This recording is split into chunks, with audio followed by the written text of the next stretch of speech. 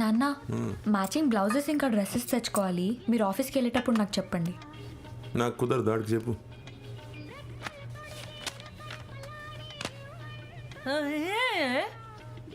ఏముంటుంది? ఇంటర్వ్యూ ఉందండి. 8 అయింది, 10 ఇంటర్వ్యూ. దీన్ని తీసుకెళ్ళి ఏది ఆ ప్రిస్క్రిప్షన్ ఏది, ఇదిగో అమ్మకు మందులు కొనిపెట్టి దీన్ని బస్ ఎక్కించి అప్పుడు వెళ్ళమన్న సార్ని ఇంటర్వ్యూకి. సరిపోద్ది.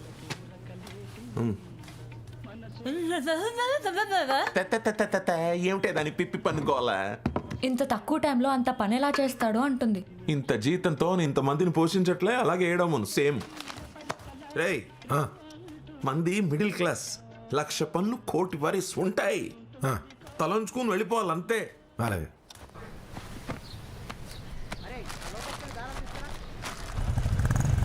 రే అన్నయ్య,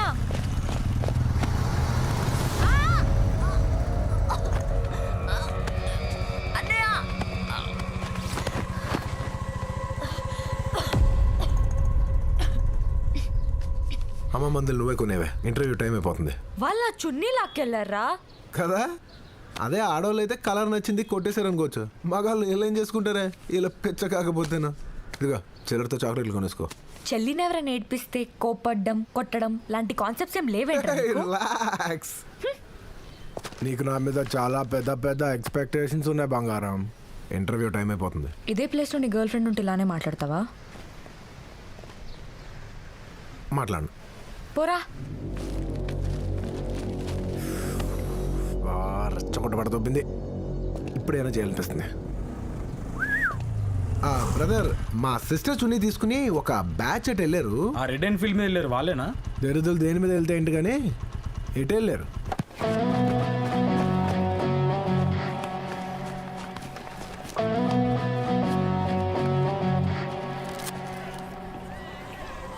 బ్రదర్, ఆ చున్నీ మా సిస్టర్స్ బ్రదర్. నీ చెల్లి కత్తిలా ఉందిరా. థ్యాంక్ యూ అండి. అది ఇచ్చేస్తే వెళ్ళిపోతాను.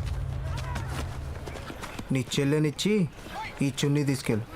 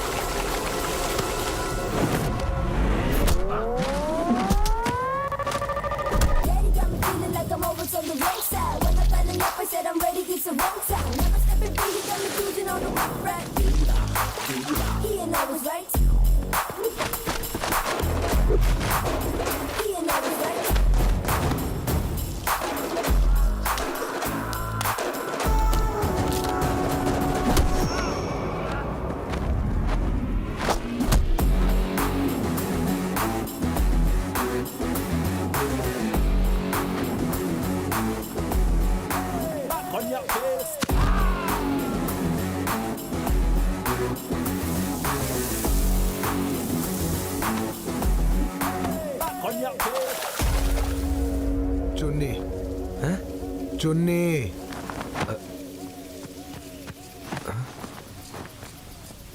ఈడు మీ చెల్లి కత్తిలా ఉందన్నప్పుడు కూడా నేను ఫీల్ అవ్వలేదు సార్.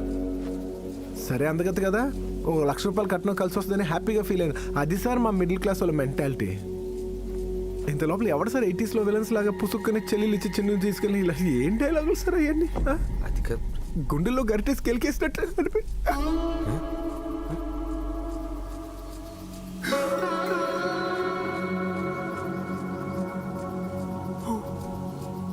బాధ వేసినప్పుడు పైకి పక్కకి చూడటం నా మేనరిజం. కొట్టేటప్పుడు మాత్రం ముందు వెనక చూసుకునే మేనరిజం లేదు.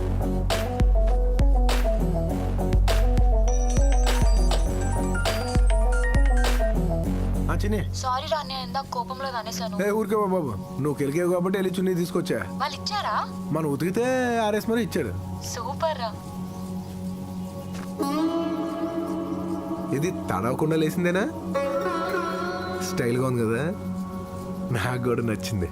హౌ తెలీదమ్మా, రిస్క్ చేసా, వర్కౌట్ అయిపోయింది.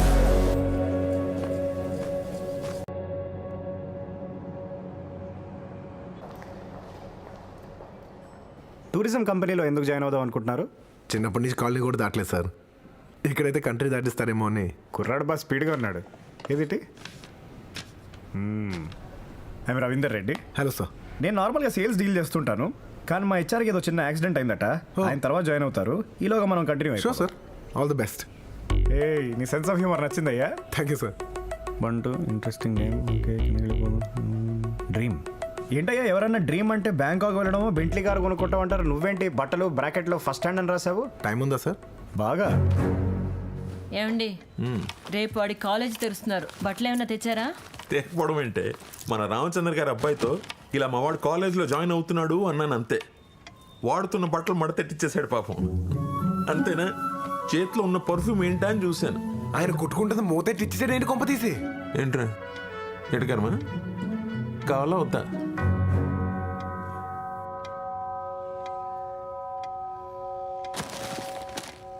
ఏంట్రా గ్యాప్ ఇచ్చావు? ఇవ్వాల వచ్చింది. నువ్వు ఎప్పుడు ఇలాగే స్ట్రైట్గా నిజాలు చెప్పేస్తుంటావా? అబద్ధాలు చెప్తుంటే తల నొప్పి వచ్చేసేది సార్. ఆహా. నిజం చెప్పాక అవతల వాళ్ళు రావడం మొదలుపెట్టింది. నాకు చాలా సుఖంగా ఉంది.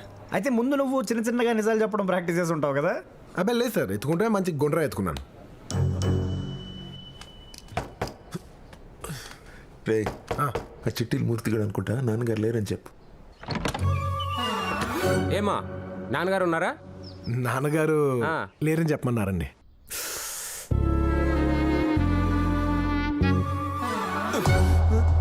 సిగ్గు లేదు. చిన్న పిల్లడితో అబద్ధాలు ఆడిస్తావా? ఆల్రెడీ ఒక కాలు దొబ్బింది. నాలాంటి మంచోడిని మోసం చేస్తే ఆ రెండో కాలు కూడా. సర్లే, ఆ కాలే కొంచెం ఎక్కువ లాగుతుందిలే. నాన్నగారు లేరని చెప్పమన్నారేంట్రా? చేయి పట్టుకుని ఇక్కడికి తీసుకోలేకపోయావు కన్ఫ్యూజన్ లేకుండా. నాన్నగారు లేరు అంతే. ఏమా నాన్నగారు? అబే లేరండి. ఆయన గోడ వెనకాల ఉంటే మనకేంటి, టేబుల్ కింద ఉంటే మనకేం చెప్పండి. ఆయన లేరు అంతే.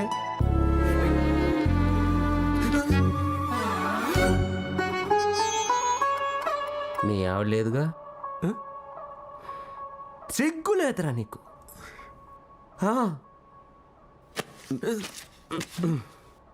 రే మనది మిడిల్ క్లాస్ రా. ఇలాంటి చిన్న చిన్న అబద్ధాలకు చెప్పడం రాకపోతే ఎలా బతుకుతావురా? సే ఎంతసేపు అప్పడాలేనా చెప్పడాలేవా వీడికి? అయినా నువ్వేమన్నా రామచంద్ర కొడుకువా? అన్నీ నిజాలే చెప్పడానికి భయం ఏదిరా నీకు?